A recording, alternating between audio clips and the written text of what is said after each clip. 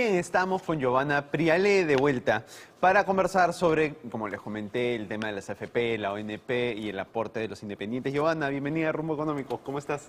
Muy bien, Enrique. Muchas gracias por la invitación. Giovanna, en las últimas semanas ha habido mucha controversia acerca del sistema, en general del sistema de aporte forzoso, ya sea a las AFP o a las ONP. Richard Webb sacó este artículo, ¿no?, que se ha leído mucho, donde él señalaba que el sistema de las AFP ha fracasado. Su sustento es que lo que ha hecho es simplemente encarecer la contratación laboral y ahora que tenemos a 7 de cada 10 trabajadores en la informalidad, pues deberíamos repensar todo el sistema. ¿Tú crees que el sistema de las AFP ha fracasado?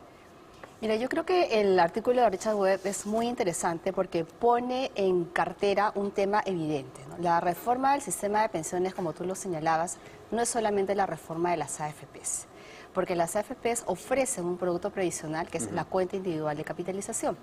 Y por lo tanto, cuando este modelo se importa en el año 93 de Chile, venía de una economía donde el 70% de la PEA en Chile era formal.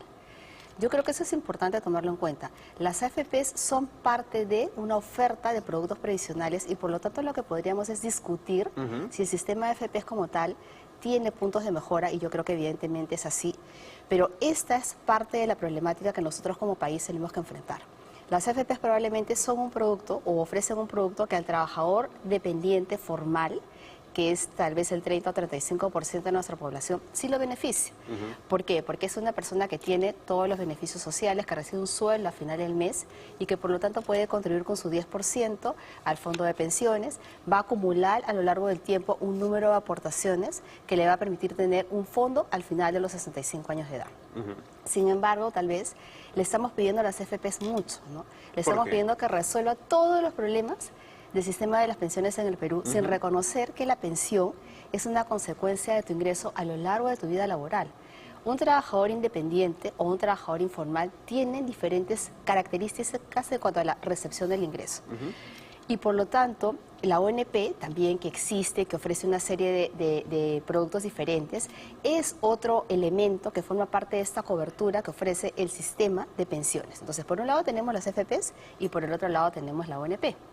Nosotros tendremos que decir que el sistema de las dos, el sistema de pensiones que incluye a las AFPs y la ONP, no está respondiendo a las necesidades de la estructura de nuestro mercado laboral. Y eso nos lleva a plantearnos una gran interrogante. Entonces, respondiendo a tu pregunta, ¿el sistema de las AFPs ha fracasado? Yo te diría que no, porque cuando nace el sistema de las AFPs, la expectativa nunca fue que reemplace todo el sistema de cobertura de las pensiones, porque así no se ha dado en ninguna parte del mundo. Ok, y entonces otra pregunta sería, ¿y el sistema de la ONP ha fracasado? A mí me da la impresión que, si bien yo estoy en contra de cualquier ahorro forzoso, el sistema de las AFPs es muchísimo mejor que el de la ONP, porque el de la ONP está quebrado. No existiría, no podría funcionar sin el subsidio estatal, ¿no? Y es un sistema además donde uno contribuye y en muchos casos no llega a tener ninguna pensión, ¿no? Porque no llegas a cumplir los requisitos. Mira, cuando nace el sistema de AFP, se nace precisamente porque se decía que el sistema de la ONP estaba quebrado y que por lo tanto era necesario construir una forma de ahorro para que las personas nos aseguremos de que en la vejez íbamos a contar con ingresos. Uno de los temas que se discutía es que ese dinero acumulado, ¿no?, era pasible de ser utilizado por el Estado en el caso de que tuviese alguna necesidad fiscal. Claro. Y que por lo tanto buena parte del dinero que se había perdido el ONP en esa época era porque había sido mal utilizado, porque había habido mucho fraude, mucho mal uso. Entonces, la ONP a la fecha, ¿no?, si tú miras las estadísticas, lo que puedes observar es que buena parte de la población ha elegido entre la AFP y la ONP, porque la ONP ofrece una serie de beneficios. ¿Cuál es la diferencia?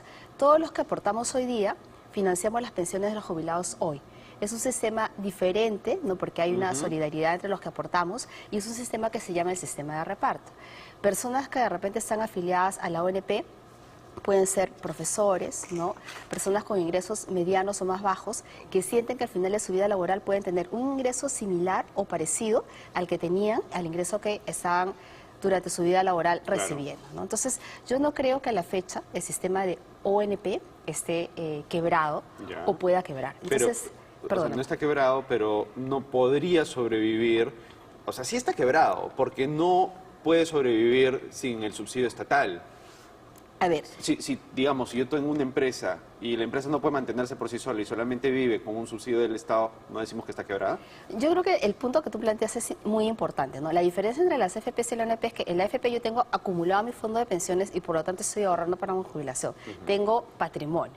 En el caso de la ONP, lo que nosotros podemos observar es que para financiar las pensiones de hoy, ¿no? Estamos usando el ingreso de los trabajadores de hoy y probablemente parte de los aportes del Estado. Claramente la ONP, pensamos nosotros, no podría convertirse en un elemento o herramienta para que reemplace el sistema de las AFPs de ninguna manera. Yo creo que ahí el Estado y sobre todo nosotros tenemos que dar señales claras de que se respetan las condiciones del libre mercado. Las AFPs, y yo siento que esto se ha dado mucho en los últimos meses, en semanas, seguimos discutiendo si es que las AFPs son una buena herramienta, si es que vamos a seguir con ese sistema o no. Yo creo que eso desalienta la posibilidad de hacer inversiones, ¿no? O sea, tenemos que centrarnos en el punto relevante. Las AFPs necesitan mejorar la competencia, la rentabilidad, las comisiones que ofrecen. Y probablemente son un producto para un tipo de trabajador que es el que tiene ingresos más estables a lo largo del tiempo.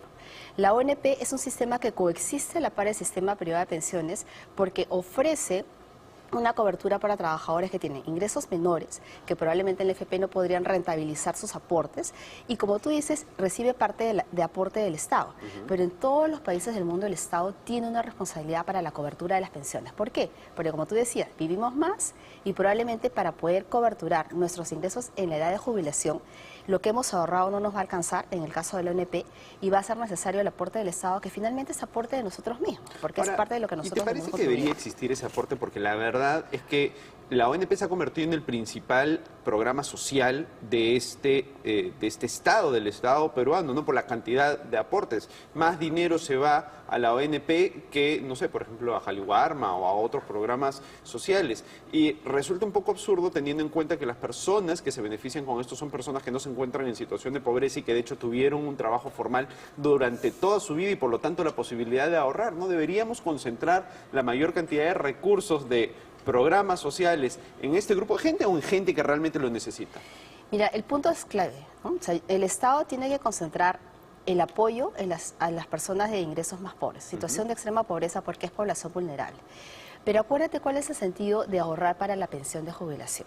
Bajo el esquema que tú escojas, tú buscas mitigar el riesgo de ser pobre, porque a partir de los 65 años de edad es probable que tengas menores posibilidades de estar empleado, probablemente en algunos casos puedas tener mayores riesgos de enfermedad. Y lo que se busca con todas estas políticas es que se mitigue la posibilidad de que la persona llegue a esa edad y además se vuelva pobre. Por lo tanto, yo creo que es deseable, ¿no?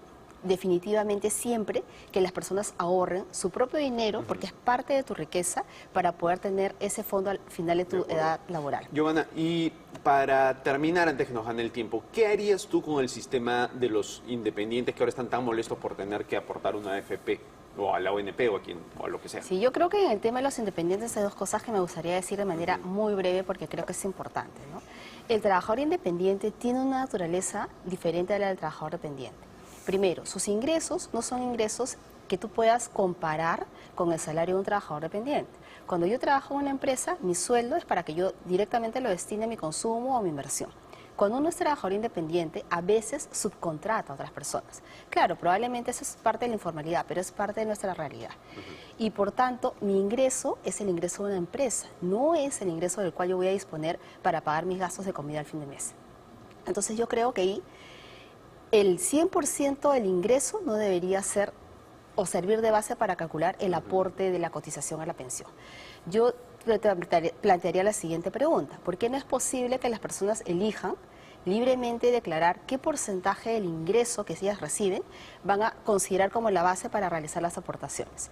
Seguramente la respuesta sería por parte del Estado, que vamos a tender a subdeclarar y a poner cero. Claro. Pero ahí viene un punto importante que tú planteas en una de tus columnas y yo creo que es relevante, ¿no? Cuando nosotros vamos asumiendo nuestra responsabilidad como ciudadanos, sabemos que también queremos estar coberturados, que queremos tener una adecuada calidad de vida y por lo tanto, si tú le dices a una persona que pagando un poco ese dinero va a tener cobertura de seguro de invalidez y sobrevivencia, seguramente que lo va a pagar, porque no va a querer que sus hijos estén en una situación de pobreza si es que él muere o que él no tiene ingresos en el caso de que es inválido. Perfecto. Entonces yo creo que ese es un punto importante. Y el otro problema para ya cerrar totalmente porque ya es el estamos siguiente.